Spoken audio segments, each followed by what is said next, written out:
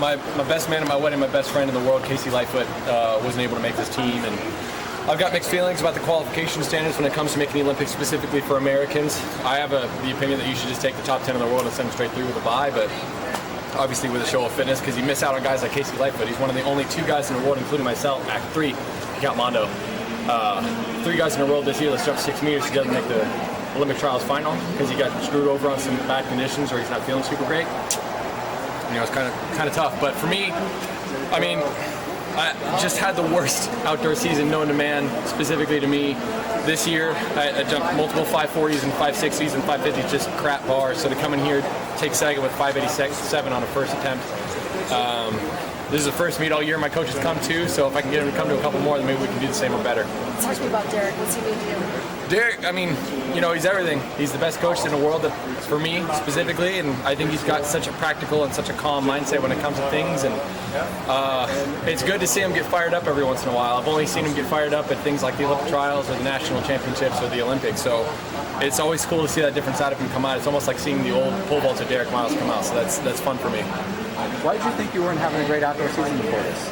Well, I mean, I didn't jump anything great. This is season best for me. I haven't jumped 580 all outdoor seasons, and that's the Olympic standard. So I got a good 601 and a 6 meters indoors. One of those didn't even count because it was at my university. But, you know, again, it's one of those things where you do pretty good in practice, then you go to a meet and it's not super. So just had to figure out some things, try to iron out the best of my techniques that I could, and it just wasn't happening.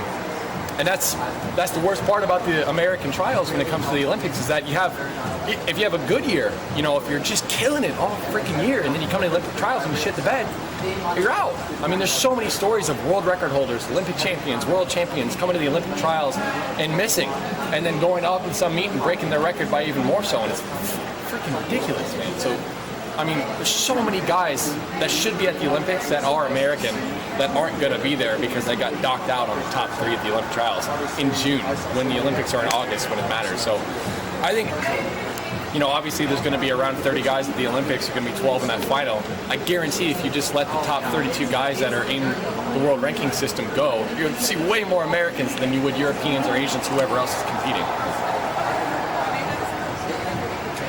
Understanding the assignment that even if you had a great season on your own account, you still have to be here, you still have to qualify, you understand the assignment. So yeah. Was that part of it for you today?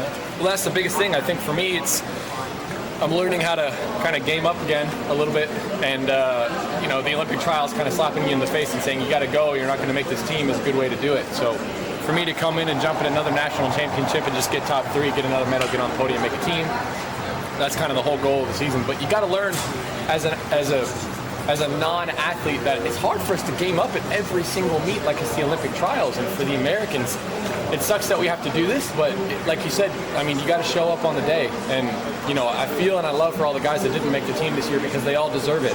Austin Miller has been having a kick-ass year, and he's just been dogging everyone, and then he comes to the Olympic trials and he doesn't even get top 5?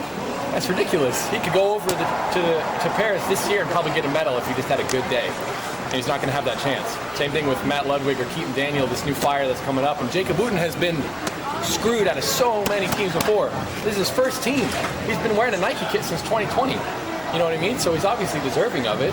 It's just that now, today was the day for him to get that top 3. Did Casey's situation at all sort of like make you more focused and more razor sharp a little bit today? I mean, for anything, it knocked me out a little bit in the prelims. I was like, whoa, because you don't expect a guy like Casey Lightfoot to not make the final, and he's been dealing with some of his own injuries and stuff. So again, I feel for him as one of my best friends in the world. So to see him not make the team, it saddened me. And everyone coming up to me after the prelims saying, "Oh God, I was tearing up, I was crying a little bit, I was feeling for him a lot."